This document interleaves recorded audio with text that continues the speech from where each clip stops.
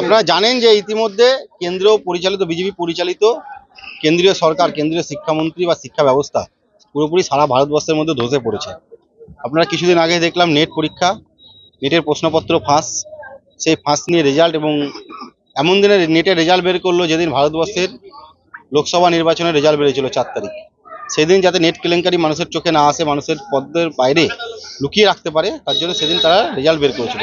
তারপরেও সাধারণ ছাত্রছাত্রী, তৃণমূল ছাত্র পরিষদের নেতৃত্ব সবাই এর বিরোধিতা করে নেট কেলেঙ্কারি ইতিমধ্যে ভারতবর্ষের মধ্যে সবচেয়ে বড় ছাত্র ছাত্রীকে নিয়ে তাদের ভবিষ্যৎ নষ্ট করে নেট কেলেঙ্কারি তার বহিঃপ্রকাশ হয়েছে।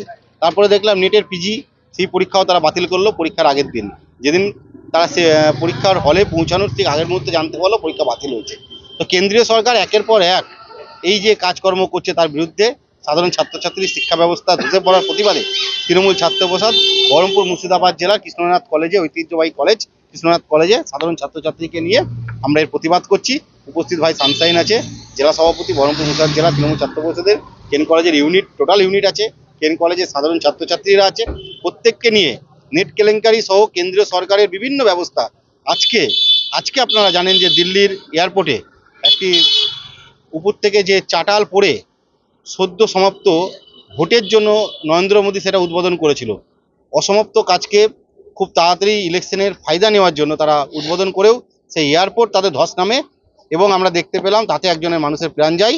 তো এইরকম করে কেন্দ্রীয় সরকার তাদের রাজত্ব চালানোর জন্য, বিজেপিকে প্রতিষ্ঠিত করবার জন্য বারবার বাংলায় এসছে, ভারতবর্ষের বিভিন্ন রাজ্যে গেছে, কিন্তু ভারতবর্ষের মানুষ বুঝিয়ে দিয়েছে কেন্দ্রীয় সরকারের উপর আস্থা নেই। তাই তারা ন্যূনতম মার্জিনে তারা জিতেছে, এবং এনডিএ জোট তারা সকলকে নিয়ে তারা সরকার গঠন করেছে। কিন্তু আমাদের বিশ্বাস ছাত্রছাত্রীর ভবিষ্যৎ নিয়ে খেললে তৃণমূল ছাত্র পরিষদ মমতা বন্দ্যোপাধ্যায়ের নেতৃত্বে, অভিষেক বন্দ্যোপাধ্যায়ের নেতৃত্বে রাস্তায় নামবে, তার প্রতিবাদ করবে। তাই আজকে আপনারা দেখতে পাচ্ছেন নেট পিজি, ইউপিজি সমস্ত স্টুডেন্টদের ভবিষ্যৎ কেলেঙ্কারি নিয়ে আমরা প্রতিবাদে নেমেছি, যাতে কেন্দ্রীয় সরকার এর বিরুদ্ধে কেন্দ্রীয় সরকারকে ফেলতে হবে এবং আগামীতে সাধারণ ছাত্রছাত্রীকে প্রতিবাদ করতে হবে, এবং কোনো রকম শিক্ষা ব্যবস্থায় কেলেঙ্কারি আমরা মানব না।